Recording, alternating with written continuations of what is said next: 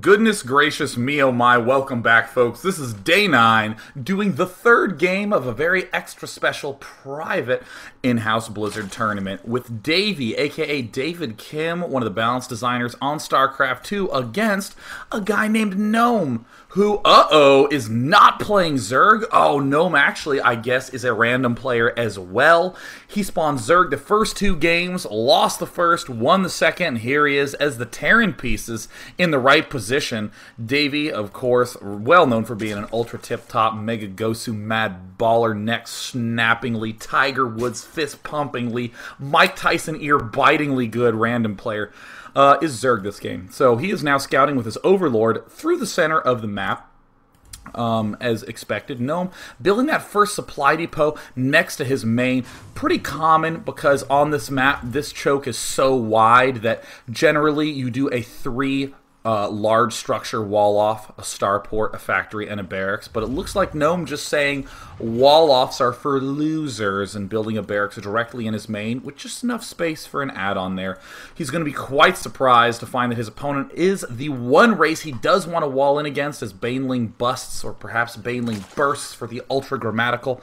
Those types of plays are extremely potent on this map. It does look like we see GnoME sending out a relatively early scout just to take a little poke and prod and see what his opponent's doing. And there's the hatch going down for dayvie, a 14 hatch, very common on this map, almost impossible to stop. And whenever it does go down, there's very little ways to threaten it. There's no cliffs on the back edge. This is tucked away behind this choke point. Very, very safe expo. Looks like dayvie also investing in a couple of extra drones. Again, the distances are so gigantic. Oh my god!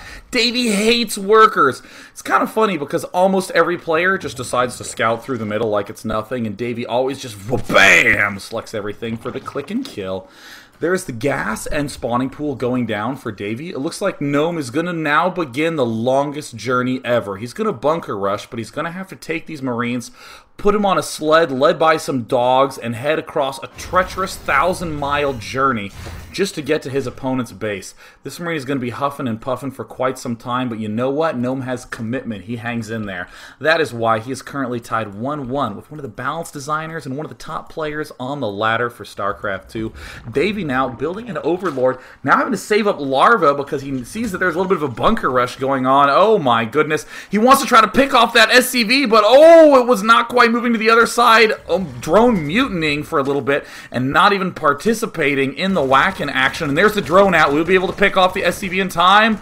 Oh, he is not, and it looks like that bunker is about 75% completion. He's going to try to micro this around. Can he end up picking off that SCV in time? He can. He's not doing it, though. Oh, he lets it finish, and the bunker is down, but there are 10 Zerglings underway.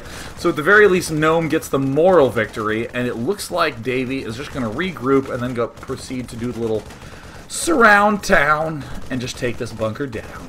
There's the hatch building a queen. The Zerglings now surrounding it. Looks like dayvie did not invest in the fast Zergling speed, perhaps in the way that he intended, because he devoted all his resources to building those Zerglings to defend that bunker rush. But now GnoME is in a quite awkward position, as he did not wall in. So he is doing this semi-wall off, or in other words, he's saying, hey, if you want to attack these Marines, you are guaranteed to corner them, because there are depots and barracks to wall them off. Okay, no, it looks like GnoME is retreating everything for now and investing in a starport. Interesting to see if he will be going for the more typical Banshee or perhaps for the more kick-ass and unorthodox mass Viking play.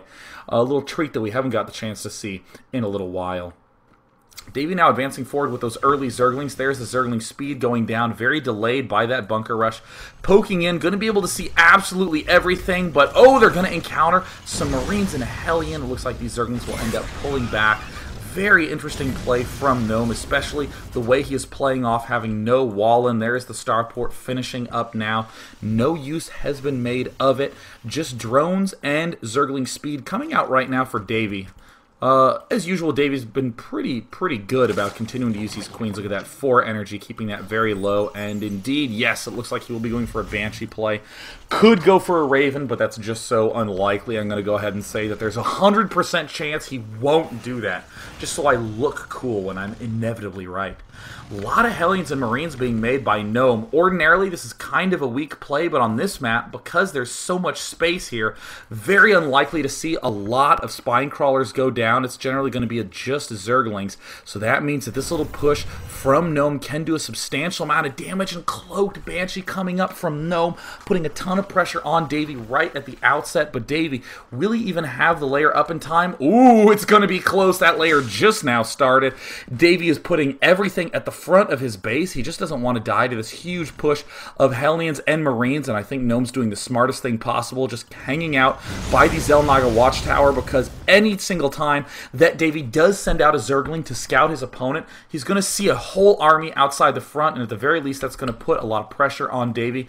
And in other words, it's going to make dayvie build Zerglings instead of any sort of drones, instead of any sort of anti-air. And there's the Baneling Nest coming out to deal with this push, but it's not going to be there in time. Here comes the first set of Hellions. Very nice lineup on those Zerglings, but oh, GNOME gets himself cut off. Oh gosh, GNOME. Oh no. Oh, ugh. Getting totally surrounded by Zerglings in the most awkward possible way. And now dayvie says, hey, I recall a base being over here. Maybe I'll go kill that base. This bunker now defending on the back side, really having to fall back pretty significantly, but the Banshee is almost finished. Cloak is done right now, trying to poke around to see if there's another Banshee out on the field, and it looks like that is the only one. Gonna have to do some serious clustering action, especially with the Banelings coming up. Oh, that's so awesome. But here comes the Banshee into the main, and it's going to be able to do some serious damage. Is there any anti-air other than these queens? It doesn't look like it. dayvie actually just spent all of his gas on Banelings, so he doesn't even have gas for an Overseer. No way! Oh my gosh, here comes the crunch. Zerglings from the left, Banelings from below.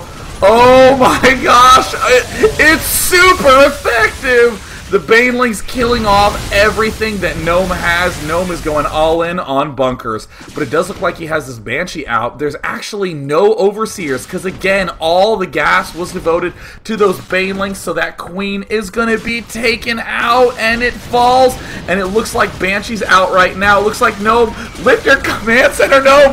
Lift it! Lift the command center! He finally decides to lift it. He's going to have to retreat to the island if he wants to be able to hang in there, but it looks like these Banshees are doing quite a bit of work. Now the Banshee is here at the natural expansion. Are there any queens out on the map at all?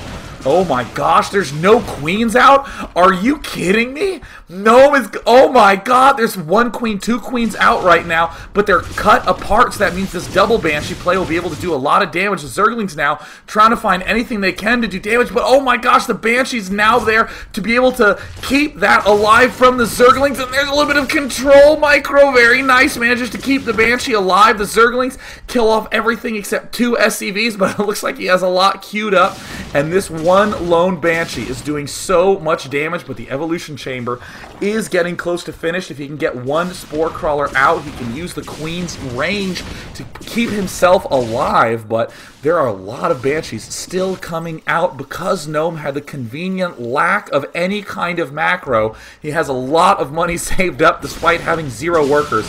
And there's a Spore Crawler, and he's going down, but he cancels one, and this one's at about 60% completion, but I don't know if it'll be up in time. Are you serious? He cancels the Spore Colony. Oh my gosh, the Banshee. Oh my god, there's another Banshee coming in. He's trying to build another Spore Colony, but he has just enough gas to be able to build an Overseer. And there's the Queen and the Cloak. And he's sending more Zerglings in, trying to pick off anything he can in the good game. Oh my god, dayvie. Oh, despite killing all the Banelings. Oh, and the Banshees. And the Banshees. Oh.